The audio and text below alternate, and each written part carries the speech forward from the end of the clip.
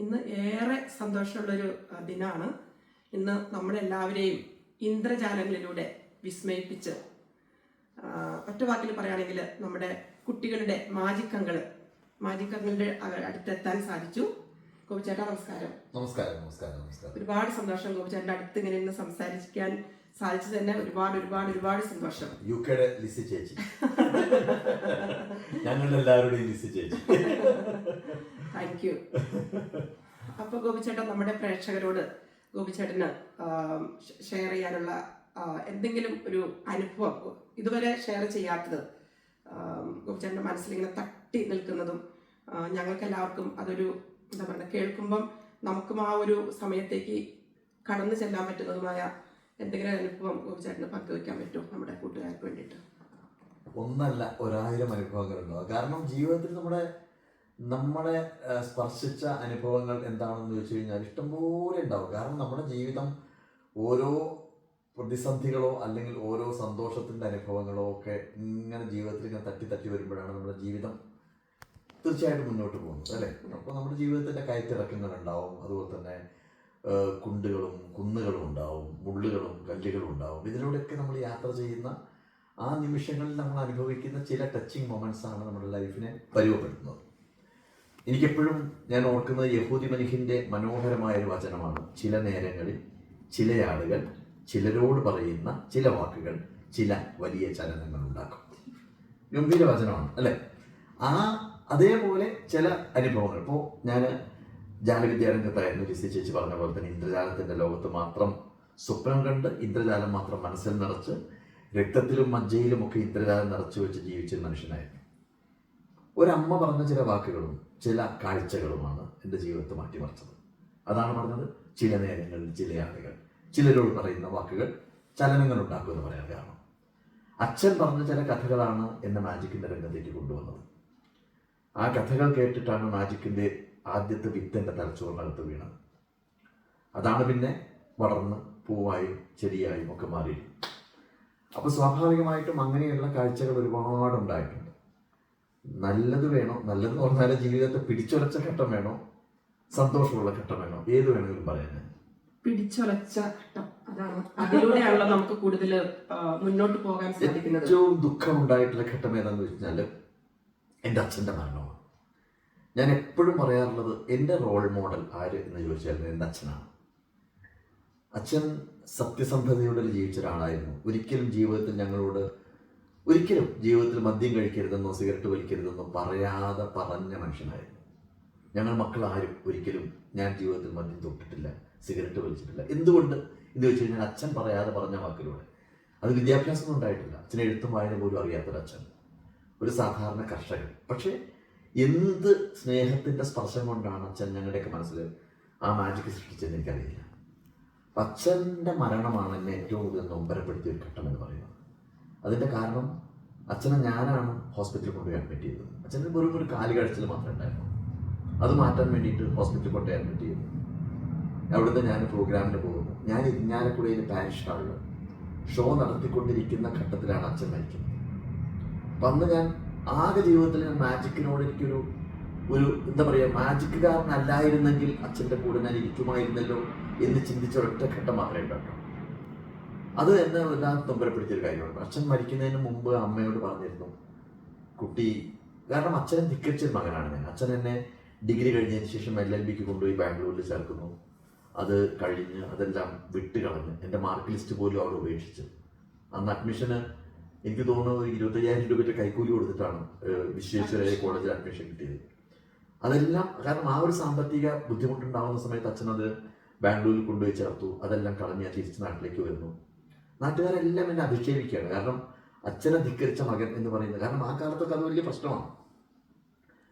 അങ്ങനെ ഉള്ള ഒരച്ഛൻ, ആ അച്ഛൻ മരിക്കുന്നതിന് തൊട്ട് മുമ്പ് ഞാൻ മാജിക്കിനകത്തേക്ക് പിച്ച വെച്ച് ഇങ്ങനെ കയറുന്ന സമയത്ത് അമ്മയോട് പറഞ്ഞിട്ടുണ്ടായിരുന്നു, കുട്ടി മാജിക് കൊണ്ട് രക്ഷപ്പെട്ടോളൂ എന്ന് തോന്നുന്നുണ്ട്, അവനോട് ഒരു കാര്യം പറയണം, എന്തൊക്കെ വന്നാലും മാജിക് ഉപേക്ഷിക്കരുതെന്ന് പറയണം എന്ന് പറഞ്ഞിരുന്നു. ഞാനൊരു പ്രത്യേക ഘട്ടത്തിൽ 4 വർഷം മുമ്പ് പ്രൊഫഷണൽ മാജിക്കിന് വിട പറഞ്ഞു. പക്ഷെ ഞാൻ തീരെ മാജിക് ചെയ്യുന്നില്ല എന്നല്ല, മാജിക് ഞാൻ പെർഫോം ചെയ്യാറുണ്ട്. പക്ഷേ പ്രൊഫഷണലായിട്ട് 10-30 പേരെ ആർട്ടിസ്റ്റുകളെയും കൊണ്ട് നടന്നിട്ടുണ്ട്. ആ പ്രോഗ്രാമെല്ലാം ഒരു പ്രത്യേക ഘട്ടത്തിൽ ഭിന്നശേഷിയുള്ള കുട്ടികളുടെ ജീവിതവുമായിട്ട് ബന്ധപ്പെട്ട് ഇനി എനിക്ക് ചെയ്യാനുള്ള കർമ്മമേഖല ഇതാണെന്ന് തിരിച്ചറിഞ്ഞതിൻ്റെ അടിസ്ഥാനത്തിൽ ഞാൻ അന്ന് മാറിയത്.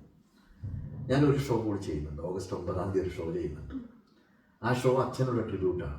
അച്ഛന്, കാരണം അച്ഛൻ മരിക്കുന്ന സമയത്ത് ഉണ്ടായിരുന്ന അമ്മയോട് പറഞ്ഞ ഉപേക്ഷിക്കരുതെന്ന് പറഞ്ഞ മാജിക് എന്തുകൊണ്ട് ഉപേക്ഷിച്ചു എന്നുള്ളത് ഒരുപക്ഷെ അച്ഛന് കൊടുക്കാനുള്ള ഒരു ഇപ്പം ഞങ്ങൾ കാസർഗോഡ് പ്രോജക്റ്റ് ചെയ്യാൻ വേണ്ടിയിട്ട് ഒരു MK ലൂക്ക എന്ന് പറയുന്ന ഒരു മനുഷ്യൻ വന്ന് സ്ഥലം മേടിച്ച് തന്ന് അദ്ദേഹം മരിച്ചുപോയി. ഞാൻ ചിന്തിക്കുന്നത് ഒരുപക്ഷെ അച്ഛൻ അയച്ചൊരു വ്യക്തിയാണോ എന്ന് എനിക്ക് സംശയിക്കണം. ഈ സ്ഥലം മേടിച്ചു തരാൻ വേണ്ടി ഏതാനും മാസങ്ങളുടെ ബന്ധം, അറിയേയില്ലാത്തൊരു മനുഷ്യൻ അവിടെ വരുന്നു, സ്ഥലം മേടിച്ചു തരുന്നു, അദ്ദേഹത്തിന് ബ്രെയിൻ ട്യൂമർ വരുന്നു. അദ്ദേഹം ഇതുപോലെ പറയുന്നു, ഞാൻ വിശ്വാസമുള്ള കൈകളിലാണ് ഈ പൈസ ഏൽപ്പിച്ചത്, അതുകൊണ്ട് ഞാൻ അവിടെ ഇരുന്നുകൊണ്ട് ആ കുട്ടികളെ ചേർത്ത് പിടിച്ചോളാം. ഇങ്ങനെയുള്ള ഒരുപാട് അതാണ് ഞാൻ പറഞ്ഞത്, ഒരനുഭവമല്ല 1000 അനുഭവങ്ങളാണ് ഞാൻ പറയാൻ കാരണം. അതുകൊണ്ട് ഓഗസ്റ്റ് 9 ട്രിബ്യൂട്ട് മൈ ഫാദർ. അച്ഛനോട് എനിക്ക് വേദിയിൽ വെച്ച് പരസ്യമായിട്ട് പറയണം, ഞാൻ മാജിക് ഉപേക്ഷിച്ചിട്ടില്ല, ഞാൻ ആ മാജിക്കിന് വേറൊരു തലത്തിൽ ഉപയോഗിച്ചുകൊണ്ടിരിക്കുന്നു, എൻ്റെ കുട്ടികളിലൂടെ ഞാൻ ആ മാജിക്ക് ഉപയോഗിച്ചുകൊണ്ടിരിക്കുന്നത് പറയുന്നൊരവസരം ഉണ്ടാക്കാൻ വേണ്ടിയിട്ടാണ് ചെയ്യുന്നത്. അങ്ങനെ നൊമ്പരപ്പെടുത്തുന്ന 1000 അനുഭവങ്ങളുണ്ട്. ഈ സോഷ്യൽ മീഡിയയുടെ അറ്റാക്കൊക്കെ വരുന്ന സമയത്തും അച്ഛൻ പറഞ്ഞ വാക്കാണ് എൻ്റെ മുമ്പിലുള്ളത്. എല്ലാ ഘട്ടങ്ങളിലും ബഹ്റിനിൽ കൈ പൊള്ളി കിടക്കുന്ന സമയത്തും അച്ഛൻ പറഞ്ഞ വാക്കാണുള്ളത്. അല്ലെങ്കിൽ പലപ്പോഴും പല മേഖലകളിൽ നിന്നും സോഷ്യൽ മീഡിയയിലെ ആ പ്രശ്നങ്ങളൊക്കെ വരുന്ന സമയത്ത് ഒരു പരിധി വരെ 89 വയസ്സായ അമ്മ അതിൻ്റെ പേരിൽ ദുഃഖിച്ചിരിക്കുന്നത് ഘട്ടം വന്നപ്പോൾ ഞാൻ എല്ലാം വിട്ട് കളഞ്ഞാലെന്ന് വിചാരിച്ചതാണ്. അപ്പോഴും ഞാൻ വിചാരിച്ചു, വിട്ട് കളയരുത്, മുന്നോട്ട് നടക്കുക എന്ന് പറയുന്ന, തോറ്റു കൊടുക്കരുത് എന്ന് പറയുന്ന അച്ഛൻ്റെ വാക്കാണ്. അതുകൊണ്ട് അച്ഛനാണ് എൻ്റെ റോൾ മോഡൽ. അതുകൊണ്ട് അതാണ് എനിക്ക് പറയാനുള്ള പ്രധാനപ്പെട്ട ഒരു കാര്യം എന്ന് പറയുന്നത്. ഒരുപാട് സന്തോഷം ഗോപിച്ചേട്ടനായിട്ട് ഇങ്ങനെ അച്ഛൻ്റെ കാര്യങ്ങളെല്ലാം ഓർമ്മയിലൂടെ കടന്നുപോയപ്പോൾ. അതുപോലെ തന്നെ ഓഗസ്റ്റ് മാസം 9 അച്ഛന് വേണ്ടി നടത്താൻ പോകുന്ന ആ ഒരു ട്രിബ്യൂട്ട്, അതൊക്കെ കേൾക്കുമ്പം ഇപ്പോഴത്തെ പുതിയ ജനറേഷനൊക്കെ ഒരുപാട് പഠിക്കാനുണ്ട് അതിൽ നിന്ന്. പിന്നെ എന്താ പറയുക, ഗോപിച്ചേട്ടനെ പറ്റിയിട്ട് ഞങ്ങൾ സാധാരണ രീതിയിൽ പറയുവാണെങ്കിൽ മാജിക് കൊണ്ട് എന്തൊക്കെ നേട്ടങ്ങൾ ഗോപിച്ചേട്ടന് ശരിക്കും പറഞ്ഞാൽ ചെയ്യാമായിരുന്നു, അതിൽ നിന്നെല്ലാം മാറി വ്യത്യസ്തനായി ഇന്ന് നമ്മുടെ നാട്ടിൽ ജീവിച്ചുകൊണ്ടിരിക്കുന്ന മാലാഖ കുഞ്ഞുങ്ങൾ എന്ന് വേണമെങ്കിൽ പറയാം. ആ കുഞ്ഞുങ്ങൾക്ക് അവരുടെ ഒരു വെൽബീയിങ്ങിന് വേണ്ടിയിട്ട് ഗോപിച്ചേട്ടൻ ഇപ്പം നടത്തിക്കൊണ്ടിരിക്കുന്ന DSCയും അതോടൊപ്പം തന്നെ ഇപ്പം നമ്മൾ തറക്കല്ലിട്ടു, ഫെബ്രുവരി 23 തറക്കല്ലിട്ടു. അതെനിക്ക് തോന്നുന്നു ഗോപിച്ചേട്ടൻ്റെ ആഗ്രഹം 1000 ദിവസം പൂർത്തിയാക്കണമെന്നാണ്. അത് ശരിക്കും പറഞ്ഞാൽ ഗോപിച്ചേട്ടൻ എടുത്തിരിക്കുന്ന ആ ഒരു തീരുമാനം നമ്മൾ ഓരോ മലയാളികളും കൈകൾ കോർത്ത് അത് നടത്തേണ്ടതാണ്. നമുക്കെല്ലാവർക്കും അഭിമാനമായിട്ട് മാറാൻ പോകുന്ന ആ ഒരു അതിന്റെ ഫുൾ നെയിം എന്താ, international institute for people with disabilities, IIPD എന്ന് പറയും. അപ്പോൾ അത് നമുക്ക് എല്ലാവർക്കും ഒരു ഹാപ്പി ആൻഡ് പ്രൗഡ് മൂമെന്റ്സ് ആവട്ടെ ആ ഒരു സ്ഥാപനം. ഗോപിച്ചേട്ടന്റെ ആഗ്രഹം പോലെ ഗോപിച്ചേട്ടൻ എപ്പോഴും നമ്മളോട് പറയാറുണ്ട്, സന്ദേശം പറയാറുണ്ട്, ഒന്ന് അദമ്യമായി ആഗ്രഹിക്കുക, പിന്നെ അതിനുവേണ്ടി പ്രവർത്തിക്കുക, പിന്നെ അത് തുന്നിട്ടിറങ്ങുക, മുന്നോട്ട് തന്നെ പോവുക, ഒരിക്കലും മുന്നോട്ട് വെച്ച കാല് പിന്നോട്ട് വെക്കാതിരിക്കുക. അപ്പൊ ഗോപിച്ചേട്ടൻ വിചാരിച്ച പോലെ തന്നെ ആ ഒരു, അപ്പൊ അത് ഏത് വർഷത്തിൽ വരും? 2027 നവംബർ 20. ഡേറ്റ് വരെ കൺഫേംഡ് ആണ്. അന്ന് അത് ഉദ്ഘാടനം ചെയ്യാനായിട്ട് സാധിക്കട്ടെ. നമ്മുടെ എല്ലാവരുടെയും കട്ട സപ്പോർട്ട് അതിന്റെ പിന്നിലുണ്ടാവും.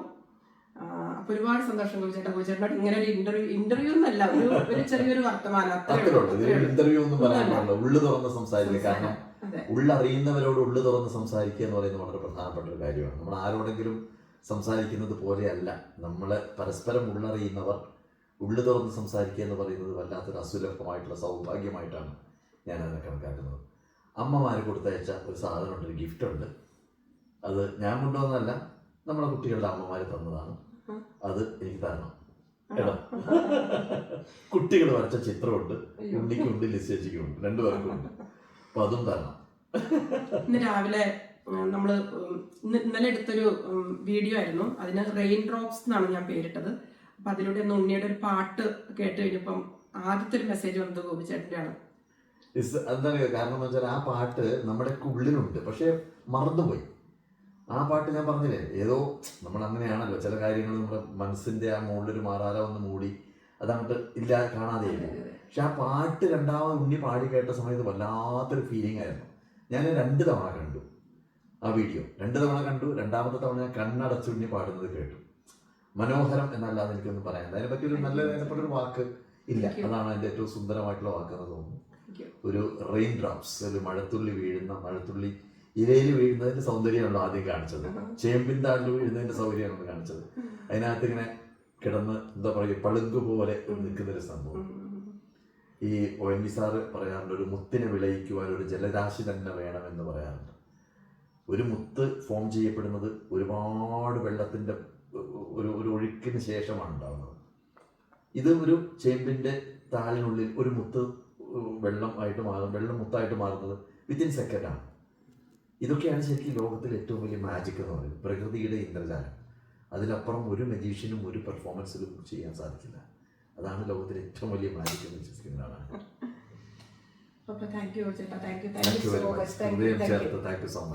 അതുപോലെ തന്നെ കണ്ടുകൊണ്ടിരിക്കുന്ന എല്ലാ പ്രേക്ഷകരോടും താങ്ക് യു സോ മച്ച്.